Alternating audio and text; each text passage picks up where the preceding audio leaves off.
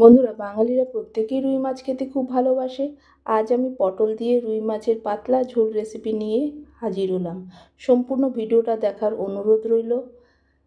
প্রথমে আমি নিয়েছি 5 পিস রুই মাছ, ভালো করে নুন হলুদ মাখিয়ে নিচ্ছি।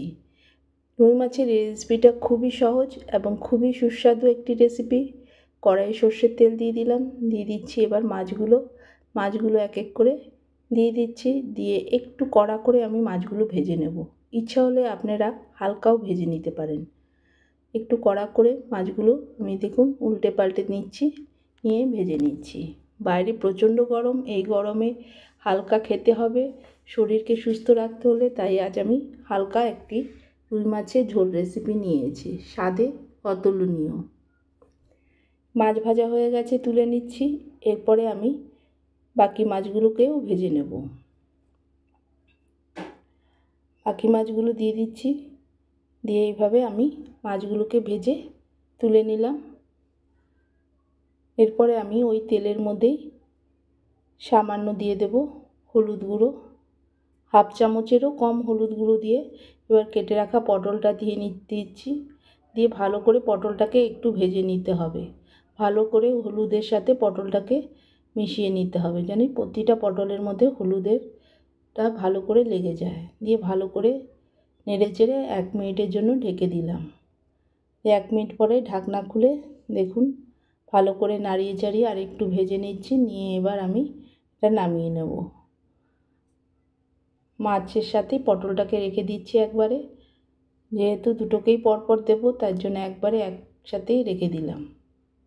এরপরে আমি আবার কড়াইটা পরিষ্কার করে নিয়েছি, নিয়ে সামান্য একটু সর্ষের তেল দিয়ে দিলাম। খুব কম তেলে রান্না। দিয়ে দিচ্ছি 1 চামচ গোটা মৌরি, হাফ চামচেরও কম গোটা জিরে, একটা টমেটোর পেস্ট করে রেখেছিলাম সেই টমেটোর পেস্ট দিয়ে ভালো করে মিশিয়ে নিতে হবে। ফোড়নে মৌরিটা দিলে স্বাদটা কিন্তু খুবই ভালো হয়, খেতে খুবই ভালো লাগে, শরীর পেট দুটোই ঠান্ডা থাকবে। টমেটোটা ভালো করে ভেজে নিতে হবে। এরপরে এর মধ্যে দিয়ে দিচ্ছি স্বাদ মতো নুন আর 1 চামচ হলুদ গুঁড়ো দিয়ে টমেটোটাকে ভালো করে ভেজে নিচ্ছি। টমেটোটা যত ভালো করে ভাজবেন ঝোলের রঙটা তত সুন্দর আসবে। এরপরে পাকা কাঁচা লঙ্কা বাটা দিয়ে দিচ্ছি, দিয়ে ভালো করে আবার একটু মিশিয়ে নিলাম টমেটোর মধ্যে। তারপরে বাটিটা ধুয়ে কিছুটা জল দিয়ে দিলাম, যেটাতে লঙ্কা বেটেছিলাম মিক্সিতে সেটা ধুয়েও জলটা দিয়েছি।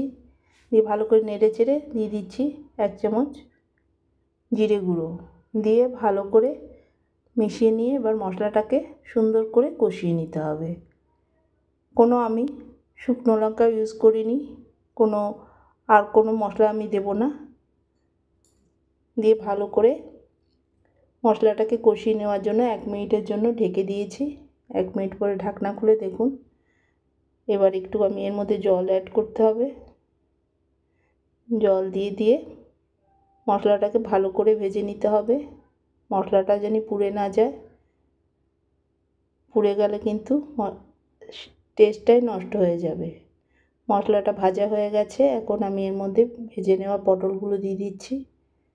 দিয়ে ভালো করে নাড়িয়ে চাড়িয়ে নিতে হবে। মশলার মধ্যে পটলগুলোকে ভালো করে নাড়িয়ে চাড়িয়ে নেওয়ার পর সামান্য একটু জল দিয়ে দিচ্ছি। তাহলে ভালো করে নাড়িয়ে চাড়িয়ে নিচ্ছি জল দিয়ে।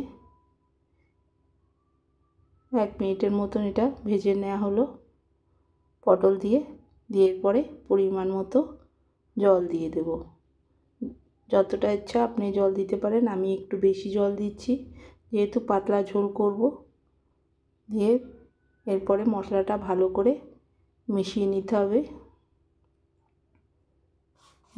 ভালো করে মিশিয়ে নেওয়ার পরে ভেজে রাখা রুই মাছগুলো এখন আমি এর মধ্যে দিয়ে দিচ্ছি। খুব সিম্পল কিন্তু স্বাদ অতুলনীয়। অবশ্যই ট্রাই করুন, খেয়ে দেখুন এর স্বাদ কতটা।